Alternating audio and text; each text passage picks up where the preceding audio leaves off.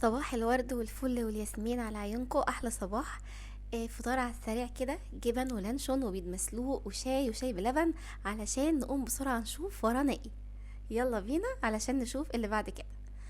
بعد ما فطرنا كده فطار على السريع وكان جميل جدا والله وخفيف. دخلت بقى النهاردة علشان اعمل الغدا.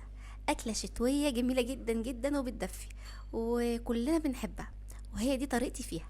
هي اي نعم مختلفة شوية عن كل الطرق، ولكن لو جربتيها هتحبيها قوي. هعمل النهاردة قلقاس بالصلصة الحمراء، مش قلقاس اخضر، مع لحمة. سلقنا اللحمة كتير جدا مع بعض، بس انا حبيت ان انتوا تعيشوا معايا اليوم خطوة خطوة كده زي ما بيقولوا. قضيت معاكم اليوم على طبيعتي خالص. كل اللي عملته في البيت صورته. ويمكن ده من اقل الايام في الشغل، يعني في ايام بتكون اكتر من كده بكتير.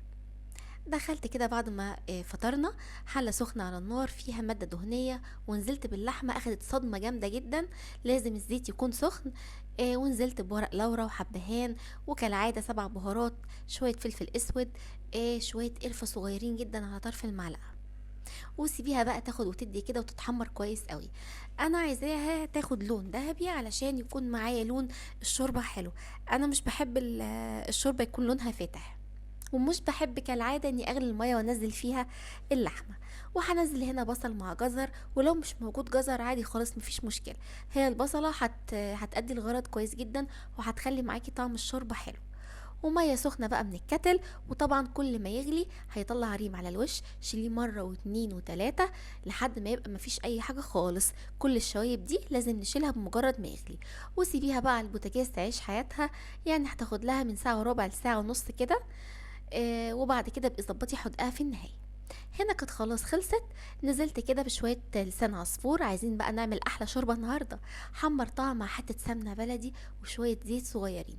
انا دايما لما يكون عندي سمنة بلدي طازة احب قوي ان احمر بيها لسان العصفور، بيفرق جدا في طعم الشوربة وخلي لونها ذهبي. وبعدين بعد كده نزلت عليها بشوربة اللحمة اللي صفيناها من كل التوابل والبهارات ومن كل البصل. وخلاص ركنت ده على جنب. نروح بقى لوصفتنا المميزة النهاردة، ووصفة الشتاء او الاكلات الشتوية بقى الجميلة. من هنا ورايح كل اكلاتنا شتوية. ناس كتيرة جدا بتعمل القلقاس اخضر بالسلق، وفي ناس بتحبه بالصلصة، وكل طريقة وليها تكة. دي طريقتي فيها اللي انا متعودة عليها من صغري. بسبك له عادي خالص بصلايه كبيره مفرومه، مع شويه توم صغننين خالص مفرومين، لان انا لسه هعمله طشه. وبمجرد ما بقى لون البصله ذهبي، نزلت بمعلقه كبيره من الصلصه تاخد صدمه. ولو عندك الطماطم حمراء يبقى تستغني عن الخطوه دي. ونزلنا بعصير الطماطم المتصفي، وكالعاده شويه السكر بتوعنا علشان يعادلوا الحموضه، وشويه الملح. في ناس بتعمله بالسلق وجربته وبيبقى جميل جدا ولذيذ. هنا القلقاس بتاعي طلعته اديته شطفة، حطيته في المصفى علشان ما يبهدلش الدنيا، وبديله تحميرة في الزيت. طبعا اللي بالسلق مش بيتحمر، بيتغسل كويس جدا. لكن الطريقة بتاعتنا دي لازم تدي القلقاس قلية كده زي ما انت شايفة. وطلعته على مناديل المطبخ. كانت عندي هنا الصلصة اتسبكت، نزلت بالقلقاس بتاعي. هسيبه شوية كده ياخد ويدي مع بعضه زي ما انتوا شايفين هنا. وزودته كام مغرفة من شوربة اللحمة. اللي متابعني عارف ان اي خضار جنب اللحمة انا بحب اعمل فيه الحركة دي. احب جدا ان انا ازوده من شوربة اللحمة علشان يبقى واخد من طعمها كويس. نروح بقى للمرحلة اللي هتخلي معايا طعم وريحة القلقاس جايب لاخر الدنيا. صدقيني لو جربتيه بالطريقة دي هتدمنيه، مش هتبطليه خالص، واولادك هيحبوه. شوية زيت على سمنة على شوية توم محترمين كده مفرومين، ما هي الأكلة بتاعتنا النهاردة بتعتمد على كده. ونزلت بإيه؟ نزلت بكزبرة خضراء. أنا مش بستعمل فيه السلق. كمية من الكزبرة الخضراء محترمة، وهي لما تنزل تاخد التشويحة حجمها طبعا هيقل، لأن كل السوائل اللي فيها هتتبخر. وسيبيها بقى تاخد وتدي كده مع التوم. ما اقولكوش يا جماعه والله، بمجرد ما بنزل بالمرحله دي كده على القلقاس الريحه بتكون عامله ازاي، هتجوعك حتى لو مش جعان. اديلها تشويحه كده كويسه جدا مع الثوم. واستمري في التقليب. وبعدين كان عندي هنا القلقاس، طبعا كنت خلاص بهرته بالفلفل الاسود والكمون وشويه 7 بهارات كده، ورحت نازله بالطشه الجميله المحترمه دي. الريحة بتبقى في حتة تانية خالص. اكل شتوي جميل، والايد قوامه هنا تقيل شويه كده، وده تقدري تتحكمي فيه. اما تزوديه ميه سخنه من الكتل، او زي كده شويه مرقه. ودي البهارات اهي زي ما قلت لكم نزلت بيها، شويه كمون، شويه فلفل اسود، شويه بهارات. واللحمه كانت عندي هنا اخدت 3/4 سوا. نزلتها برضو تاخد كده ايه، غلوه اخيره، هتدي القلقاس طعم خطير. وظبطي الملح بتاعك كده، وظبطي الدنيا، كان محتاج هنا شويه، نزلت بشويه من الملح. الريحة جبارة جبارة يا جماعة. اوعوا تستغنوا ابدا عن خطوة طشة الكزبرة الخضراء مع التوم، دي هتخلي القلقاس في حتة تانية. وبكفاية بقى القلقاس الاخضر اللي بالسلق التقليدي. يعني جددي كده ونوعي، واعملي لاولادك اكلة سخنة في الجو الجميل اللي احنا فيه ده. يعني القلقاس الجديد ظهر، وانا بصراحه لقيت ده اخر كيس عندي في الفريزر. فاكيد القلقاس في بدايه الموسم بيبقى غالي. فدي بقى ميزه الناس اللي مخزنه، ان هو وهو غالي في بدايته، انت بيبقى عندك حاجه تمشيكي شويه لحين ما اسعاره تنزل. سبته بقى يعيش حياته كده مع اللحمه. خلاص ما بقاش بقى عندنا غير اننا نعمل شويه رز بالشعريه محترمين. نزلت بالشعرية على طول احمرها، وعايزاها توصل للون ذهبي حلو. اوعي تغمقيها علشان شكل الرز بتاعك يكون شكله لطيف وحلو. خليها دايما كده ذهبي. كده خلاص كل اساسيات الاكله بتاعتنا تعتبر خلصت. لسه ورانا يوم طويل، انتوا لسه ما شفتوش حاجه، كملوا معايا للاخر. واللي وصل لحد هنا عايزاكم دايما في الكومنتات تصلوا على الرسول عليه افضل الصلاه والسلام، وتقولوا لي ايه رايكم في الوصفه. وعايزه كمان اسالكوا سؤال، انتوا بتحبوا تاكلوه بالصلصه الحمراء ولا بتحبوه بالسلق؟ دايما بسالكوا الاسئله دي يا جماعه، ومفيش حد بيرد عليا. مستنيه تعليقاتكم الجميله. نزلت على طول كده بالرز، دي تشويحه حلوه، وخليه يبقى كله كده سخن وداخل في بعضه مع الشعريه مع شويه الملح. وبعد كده ميه من الكتل بقى يا جماعه، وظبطيه. وزي ما قلت دايما الرز تخلي ارتفاع الميه مقدار عقله من صباع ايدك، او مثلا تحطي كده كف المعلقه، يدوب الميه تكون مغطيه كف المعلقه اللي بناكل بيها. شايفين مفلفل وجميل ما شاء الله. طبعا اليوم ما عداش كده، انا هنا كنت ماسحه الشقه ومروقه ومشمسه السجاد. الشمس كانت حلوه النهارده.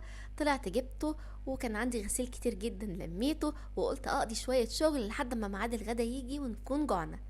خلصت كل اللي ورايا، معرفش اقعد اكل غير لما تكون الشقه حواليا زي الفل كده. هنا خلاص بقى سفرتنا جهزت. لسان العصفور مع لحمة مسلوقة. مش كل اللي في البيت هنا بيحبوا اللحمة في الخضار، فأنا دايما بكون حريصة إن أنا أرضي كل الأذواق.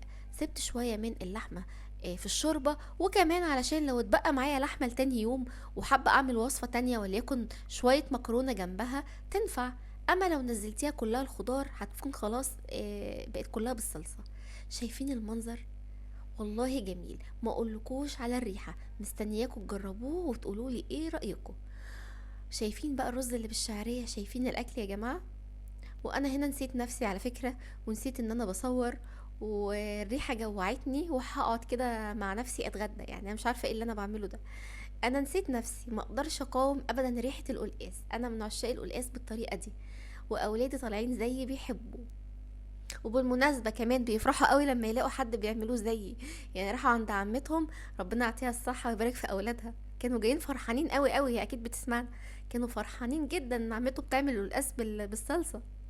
خلصنا غدا، ندخل بقى ايه، لازم نعمل مواعين الغدا قبل ما نكسل. يعني تسيبوني في المرحلة دي خلاص وتمشوا؟ لا، زي ما بدأتوا معايا اليوم كملوا معايا اليوم لآخره. زي ما انتوا شايفين كده، انا لو اكلت ودخلت الاطباق الحوض وقعدت هكسل يا جماعه. وانا دي حاجه بكرهها، حاجه انا ما بحبهاش. اتشجعي كده وخدي مني نشاط، وقومي لو حوضك فيه شويه اطباق كالعاده، روتين كده كله رغاوي، شويه مسحوق اطباق على شويه خل. مهمه جدا الخطوه دي، لازم تحطي خل علشان ده اللي بيساعد ان انت بتشطفي اطباقك ان انت تتخلصي من المسحوق ده كويس جدا. اما لو ما حطيتيش خل، مهما تشطفي الاطباق هيفضل فيها بقايا من الصابون. غسلت الاطباق سريع سريع، الحمد لله. اليوم كان خفيف. يمكن الشغل يبان كتير، ولكن في ايام كده الحمد لله بتكون التساهل من عند ربنا. بحب جدا لما الجو يبدأ يبرد، ونبدأ كده نطلع الشتوي للأولاد، ونبدأ بقى نعمل الأكل الشتوي بتاعنا الجميل. أنا بحس ببهجة جدا في الأجواء دي. مع ان الاولاد بيصعبوا عليا جدا الصبح وهم رايحين المدرسة في الجو ده، وقلبي بيتقطع علشانهم. بس والله يا جماعة انا بحس ان الجو ده مريح ليا نفسيا، يعني احسن من الصيف بكتير. كمان اي اكل بيكون دمه تقيل شوية في الصيف. الصيف دايما عايز نواشف، عايز سندوتشات تحتاري فيه. لكن اي اكلة سخنة في الشتاء جميلة، زي الاكلة كده بتاعت النهاردة. ويا سلام يا سلام بقى لو اي صينية في الفرن، صينية مكرونة مثلا، صينية بطاطس، اي حاجة سخنة في الشتاء جميلة. يكفي والله لمتنا بالليل مع اي مشروب سخن قدام التلفزيون. ولو ان ما عادش خلاص حد بيتجمع زي زمان، كل واحد عاد دايما قاعد في ناحية. طبعا اي بواقي اكل عندي انا مش بحب ابدا اني اشيل الحلل كده زي ما هي في التلاجة. احب اوي ان انا افضي في علب تلاجة مرتبة كده ومنظمة، او على الاقل افضي الاكل في حلل حجمها اصغر، وبعدين اغسل الحلل الكبير. النظام ما يزعلش يا جماعة. بحبكم جدا، ومستنية تعليقاتكم الحلوة. سواء اللي بتجيلي على الخاص او اللي بتجيلي على العام. قولولي بقى بتحبوا القلقاس بأنهي طريقة. وكمان الفترة الجاية هنبدأ بقى كل سنة وانتم طيبين نفرز شوية تفريزات هتنفعنا خلال الصيف، وطبعا خلال شهر رمضان. كل سنة وانتم طيبين يا جماعة. ما تقولوش لسه بدري، بالعكس الأيام بتعدي، وفي حاجات موجودة اليومين دول في السوق مش هتلاقوها بعد كده. كل اللي تقدري انك تفرزيه من الخضار حاليا، او على الأقل الشهر الجاي، ابدأي كده استعيني بالله وفرزي. الحاجات دي هتنفع وبتريح جدا، وبتوفر كمان عن اننا نشتريها من السوبر ماركت. انا هنا خلاص كنت خلصت الاطباق، كنت خلصت كل حاجة، وشطفت الحوض كويس جدا. وابتديت ان انا كل الحاجات اللي غسلتها احطها خلاص في اماكنها. مش بحب ابدا منظر الحوض يكون زحمة، لازم افضي كده كل حاجة اول باول على السريع. ولازم الخطوة الاخيرة هي اني انشف الحوض بفوطة كده واخليه بيبرق وبيلمع، ورشة المعطر اوعوا تنسوها، دي اللي بتغسلني كده من جوه. واقول لكم بحبكم جدا، واشوفكم في روتين جديد، والسلام عليكم.